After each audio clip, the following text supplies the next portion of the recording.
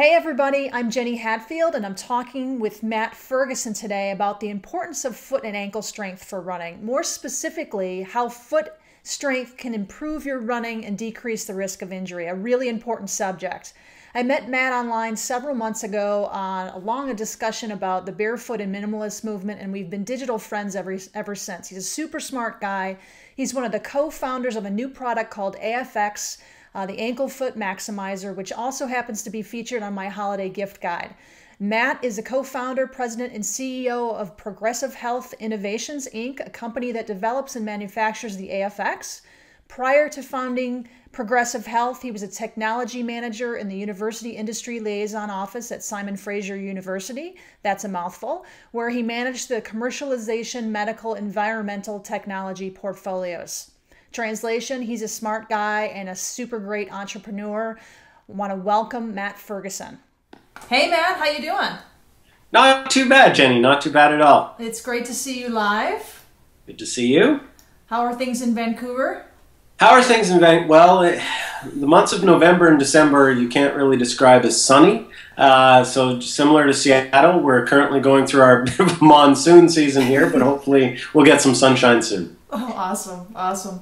I would love to get into the meat and potatoes of this conversation because we were quick friends over the conversation of foot strength for running. I think it's something that's really not only overlooked, but really, really important for runners. So if you don't mind, I'm going to jump right into all the cues that I have.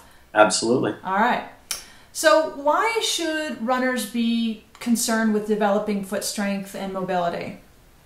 Well, I think for runners, it's just the reason that foot strength and mobility are so very important is it kind of falls into two categories. One is for overall performance, and the other one is for injury prevention. I'll start with the overall performance. Really, when you talk about foot strength and ankle strength for performance, there's two factors. There's stability and there's efficiency. And with the stability, what I mean is, say for example, you don't ice skate very much. And you throw on the ice skates and you go out for a skate and you're shaking all over the place, you're kind of wobbly, and by the time you get 3 or 4 laps around the rink, you're exhausted, right? Like you're really tired. And you think, oh my goodness, I'm a runner, I'm an athlete, why am I tired? Well, it's because your body just expended all this incredible amount of energy just trying to keep you upright, right? Right. And if you think about that with the foot and the ankle, if you have weak feet and ankles and you go out for a run, over the course of that run, your feet are constantly going to be having to adapt, and your lower legs and your knees and your hip and your back are going to have to adapt because you're not stable. Right. And so again, over the course of the run, you can find you've expended a lot more energy than otherwise you'd need to if you had nice, strong, stable feet that biomechanically, just hit the ground properly. And then the other part is efficiency. And how I explain that to people, it's like when you go out for a run in the sand, right? Normally you can run 5, 10 miles, whatever. You go out and about a half a mile running in the sand, whether you're in shoes, barefoot, whatever, you're really tired. And that's because as you're pushing through the soft sand, right, you're not efficiently transferring your force. You're fighting the sand. It's mushy, if you will. That's a technical term, by the way. And let me make a note of that. Yeah, mushiness. But it's the same thing. If your feet aren't strong, if those muscles and tendons aren't properly conditioned, you're pushing through mush. You're losing efficiency. And I mentioned tendons because runners should be particularly aware that when it comes to tendons in the course of your natural gait can actually store energy and return that energy to you. And if your tendons are strong and healthy, they can I think restore anywhere between 17 to 35% of energy and transfer it back to you. So if you have a strong, stable foot, you're not going to expend as much energy, and the energy you do expend will be more efficiently transferred. So what that means is you can run farther, faster, longer. So why then particularly now, why is foot strength so important to running? Why have we lost foot strength in our culture? Right. Well, I think and I see this every day. I have 2 kids, one's 3, one's 1 year old. I see this every day. They, by the way, have more minimalist shoes. You know, from the time we first started to walk, we were put in hard-soled shoes that had, you know, good support and really locked that foot and that ankle in place.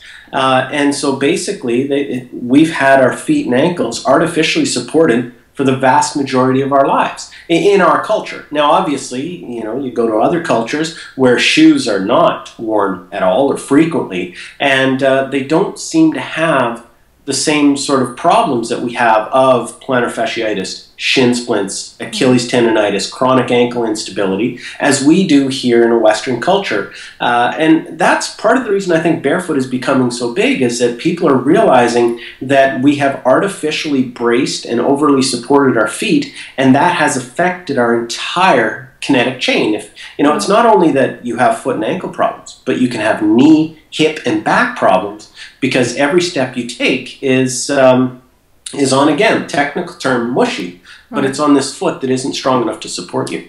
So in essence, we're not really doing the work with our feet. The shoes are making life convenient for us. Not that they're bad, but it just, like a car, makes our life so much more convenient. Well, exactly. And, you know, and part of the whole, and I'm sure we'll get into discussing it more, we're not saying to everyone, look, throw away the shoes and, you know, automatically go run out in the snow in your bare feet. But we are saying that regardless of your shoe choice, you should really take a look at strengthening your feet and ankles to not only improve your performance, but also to avoid injury. Now, have you found in your experience, folks that are using your system, your device, which we'll get to in a minute, have they been able to change the level of support that they need for their feet along the way? Yeah, and actually you're talking to one of them. Really? Part of the benefit of inventing a product and creating a product is you get to use it and test it and try it. I had chronic knee problems that, you know, and I won't go into my background extensively, but I had chronic knee problems based on sports injuries, and I always thought, oh, well, you know, I'd blown out my knee quite a few times, it's probably that. But when I took a look at biomechanically, I had a biomechanics specialist take a look at what I was doing. It all came down to weak ankles, because I'd also blown apart my ankles a few times playing soccer and playing football. And so for myself, I've actually gone from full-on orthotics, probably couldn't, like if I walked around for half a day in the house barefoot, I'd really start to hurt. And would need to slip on some shoes with some orthotics, to now I couldn't even tell you where my orthotics are. Now, obviously, I have a bit of a bias, but yes, we have had other people who have not only moved away from orthotics, but also ankle braces and knee braces and the like, because that's another thing that, you know, I often also we'll go out to marathons or 10K runs or what have you, and you see runners in ankle braces, and because they have chronic ankle instability. We have had some of our customers report back that ankle braces are gone. They feel much freer, much stronger, and the like. That's fantastic. Fantastic. Yeah. So before we get into your illustrious demo of the AFX, which I'm really looking forward to, and that interpretive dance that you promised, how did you come up with the idea? Who's involved with creating the AFX? How did this come to fruition? Okay, yeah, well, the genesis of the idea started with one of my co-founders. His name's Jordan Myers, and Jordan's a chiropractor. And I give Jordan a lot of credit. He has a very holistic approach to health. He was adjusting people's feet, and he quickly, you know, realized that he could adjust their feet for the rest of their life, but unless he addressed the underlying problem of foot and ankle weakness, you're not going to actually solve the issue. So he went out looking for a solution, looking for something to help his patients strengthen the feet. And he found exactly what most people watching this video have found. They give you some rubber bands, or there's a few products that maybe have a foot plate and you can rotate your ankle and stuff like that. And given his background in biomechanics and medicine and everything else, it wasn't acceptable to him. So he partnered with myself. At the time, I was in the technology development office at a local university here. I was their medical device guy. And our other co-founder, Rick Hall, who's a biomechanics and kinesiology specialist. Rick has his master's. And we just sat down and decided we were going to build a product for strengthening the feet and ankles. That's brilliant. For years of being a personal trainer, being in the corporate fitness industry, and having to move furniture and move equipment to get somebody to strengthen their ankle, their foot, I thank you. You know, I've been using the product for a while, and I've recommended it for a while. It's on the holiday wish list this year. You know I'm a huge fan of it. And it's not just some gimmick. It's a tremendously useful device. I call it the personal trainer for your feet and ankles because it's super easy. Once you make friends with it, it's super easy to use. Would you mind kind of showing us what it is, how you developed it, and how to use it? Sure, absolutely. I'd be delighted to. And that's one of the things is I'd also recommend. It's one thing to see it, but if people can, if they get the opportunity to put it on their foot, that's when it really starts to make sense. Okay. But yeah, sure. Let's fire up a demo. Awesome. Alrighty. So to just slip into the demo here, obviously this is the AFX. And you'll see that my foot is secured into what we call our foot support. And then there are two levels of resistance. One is going to the toes. You can see there. One is going to the midfoot. The resistance going to the toes, by the way, is 2/3 of that going to the midfoot, corresponding to optimal strength ratio of toe flexor to plantar flexor, because toes are so important. And then it comes up to this bar, which is to facilitate lateral movements. We notice with runners, runners are very well trained in one dimension, and that is running forward. And so a lot of the times they develop ankle instability issues because they don't have a lot of side-to-side strength. So just a quick demo, a big part of what our device does is as you move through plantar flexion, right, you can flex the toes, so you curl the toes, move back a bit here, so I curl the toes, and I arch the foot, and just go down. Come back up, and what I'm doing there is I'm engaging the toe flexors, people with plantar fasciitis problems, with ankle instability problems. If you've done any biomechanics work on foot and ankle, you know that you have to engage those toes, and we're also engaging the intrinsic muscles of the foot. So that's just your basic movement. The next movement, talking about the ankle instability issues, is you move, and what this is called inversion. Let me just rotate a bit. You can see my foot rotates to the inside. Right. And so I'm strengthening the muscles and tendons that come across and over and through that ankle to give myself better ankle stability. And then as well, you can do what's called eversion, which is where you move to the outside. And this is a bit more of an awkward. It's very tough. I find that exercise really challenging, not from a strength standpoint, but just my foot's not used to moving that way. Biomechanics, absolutely. And this eversion strength is so critical. It's so important. By the way, the resistance I have on is the blue resistance. It's our highest or performance resistance. Typically, we recommend people start with at least the red, which is, I think, our medium resistance, and it comes with the regular AFX. So those are the three basic movements, your plantar flexion, toe flexion, and again, you'll notice when I do that inversion, right, I'm also flexing that foot. I'm also engaging the toes. It's a complete movement, okay? So now that we've got a visual on this, can you explain, because normally when I would train folks, including myself, for both foot and ankle strength, I would have a tube around my foot, which is certainly one way to go, but can you explain the difference between, now that they can see it, what the difference between what's going on with that tube and both of those tubes while your foot is moving?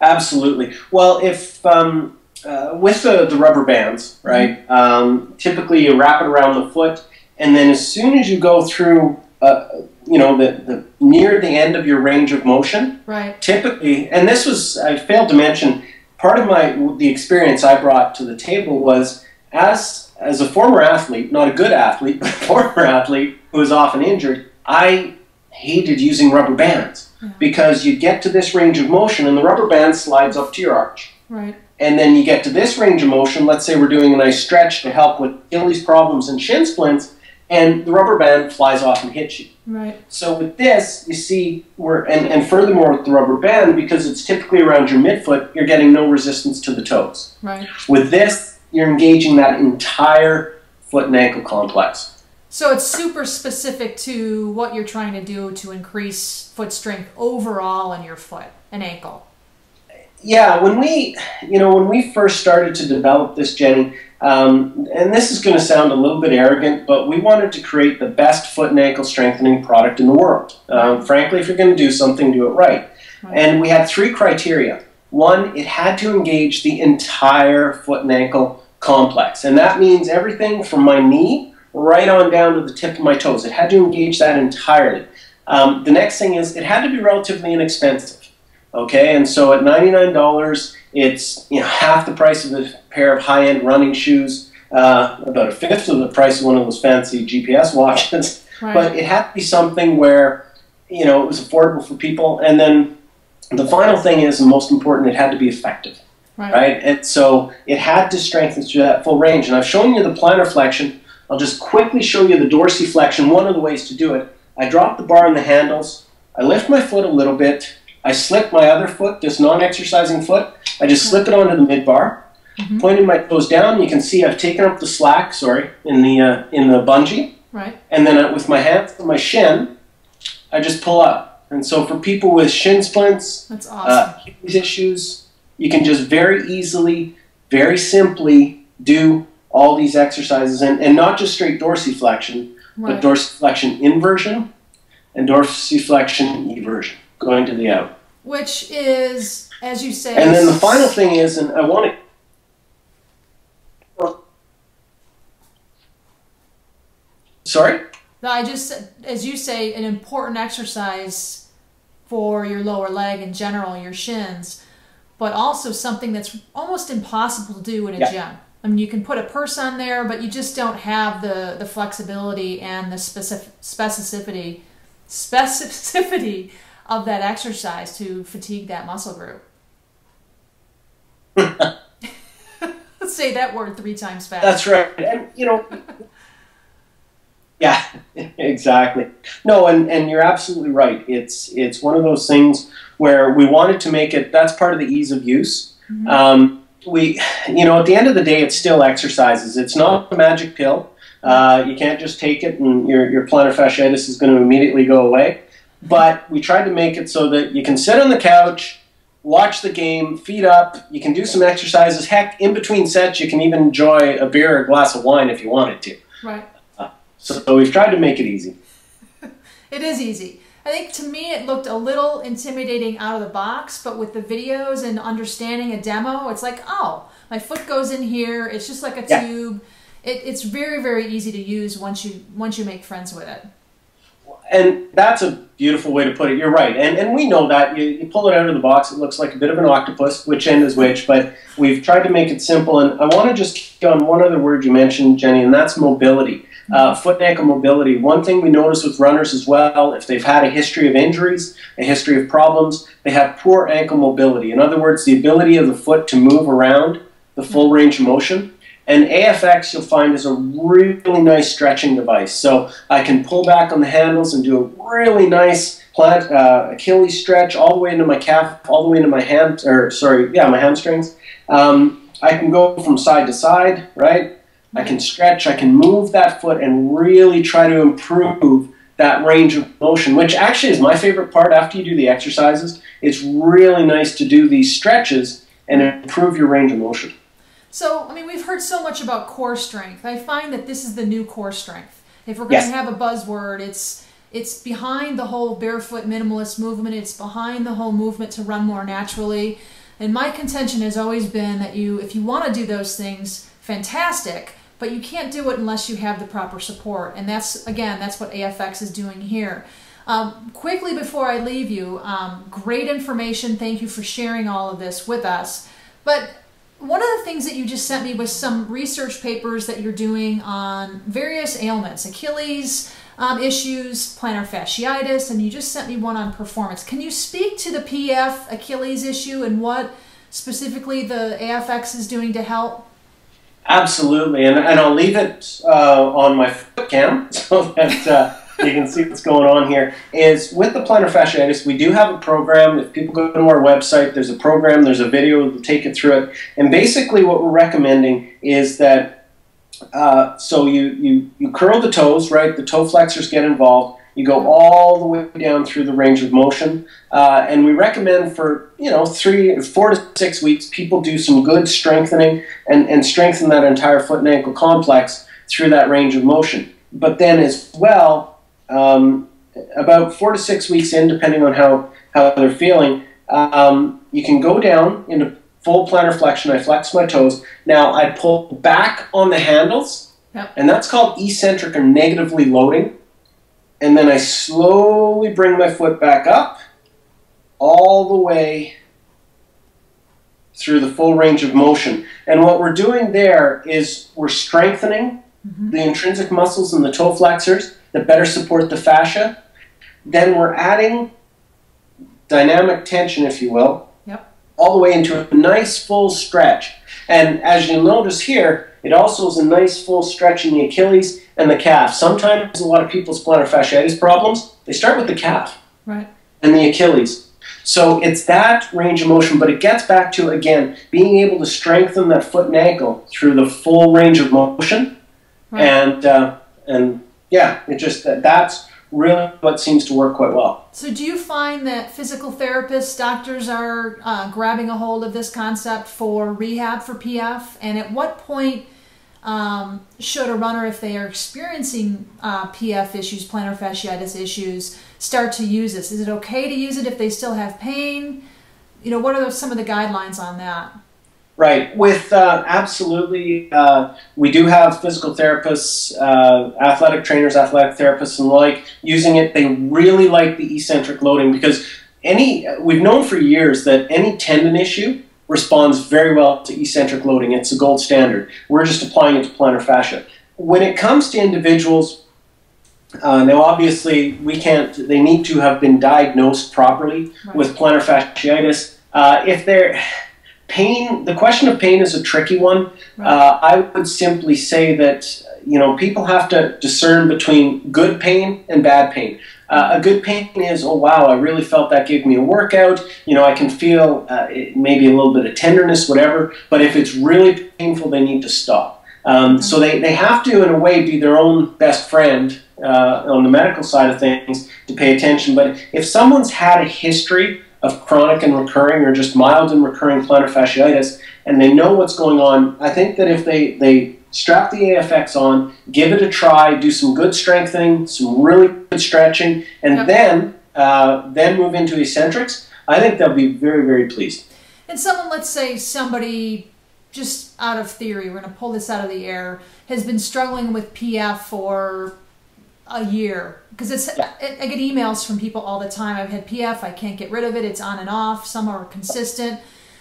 What, if it is truly PF, what kind of rehab time frame are you looking at? I know it varies, there's tons of variables, but in general, at what point could they start to see some improvement in that?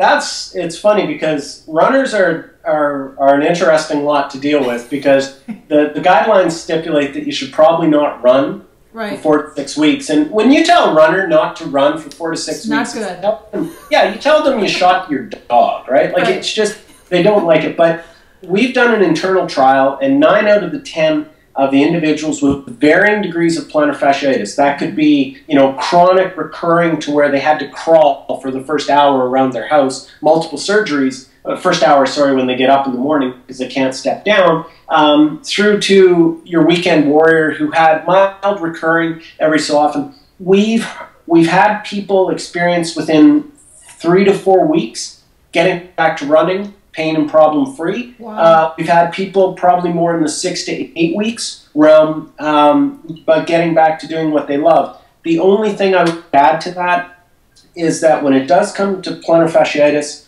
or Achilles tendonitis or what have you, and even shin splints as well, maintenance is going to be part of it. A lot of people who use the product, they get their strength going, they get back to doing what they love, get back to running. And then if they don't continue to do a little bit of maintenance a couple times a week or pay better attention to their biomechanics, in about 6 months, they'll be back doing some exercises, but it gets them back up, gets them running. Right, absolutely. And you also make a good point in that if you are having PF issues, you definitely want to focus on strength and mobility, but also get off that foot in terms of impact. Let it heal, let the inflammation come down, do some cross training. Some people even can get away with elliptical, which is weight bearing, but non-impact in nature. It's very similar to running. So yeah, you definitely need to have a smart protocol in terms of if you want to heal quickly. Really, really wise. How's that right foot feeling, by the way?